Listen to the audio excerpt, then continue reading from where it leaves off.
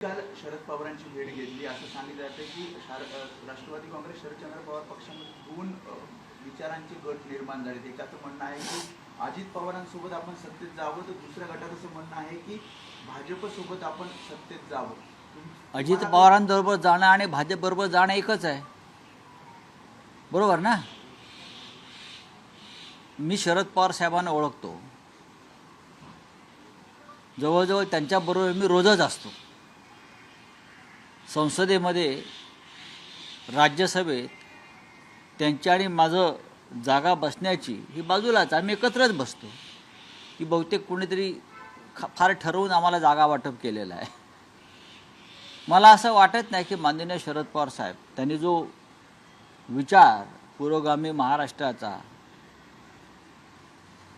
त्यानंतर धर्मांध शक्तीपासून दूर राहण्याचा विचार जो यशवंतराव चव्हाणांपासून आम्ही या महाराष्ट्रामध्ये रुजवण्याचा प्रयत्न केला, अशा विचारांपासून माननीय शरद पवार साहेब दूर जातील आणि हे जे भाजपच्या गोटात सामील झालेले हौशे नवशे गवशे आहेत, घाबरून पळून गेलेले, त्यांच्या नादाला लागून काही वेगळा विचार करतील याच्याविषयी माझ्या मनामध्ये म्हणजे अजिबात करणार नाहीत. आणि दुसरा असा आहे की याबाबत मध्यस्थी कोण करताय, कोण करताय अशी माहिती की अदानींच्या घरी नाही, या संदर्भात मोठा उद्योगपती कशाला, गौतम अडाणींचं नाव घ्या ना तुम्ही कशाला लाजताय? असं म्हटलं जातं की बघा, गौतम अडाणींच्या घरी अलीकडे राजकीय चर्चा होतात. महाराष्ट्राचे भविष्य ते ठरवायचा प्रयत्न करतायत.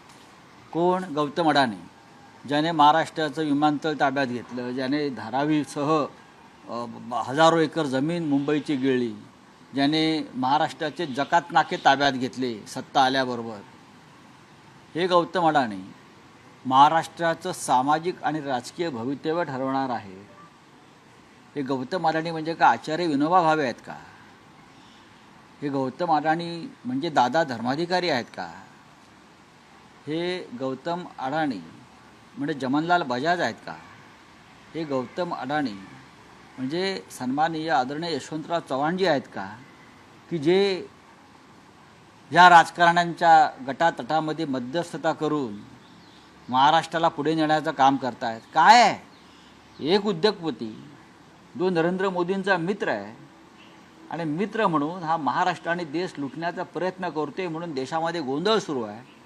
तो या महाराष्ट्रामध्ये राजकारण करणार, महाराष्ट्राचे भवितव्य ठरवणार, आणि जे मुंड्या खाली घालून त्यांच्या घरी बसतायत त्यांना लाज वाटली पाहिजे मराठी म्हणून स्वतःला म्हणवून घ्यायला. राऊत साहेब, या थेट असा प्रश्न आहे की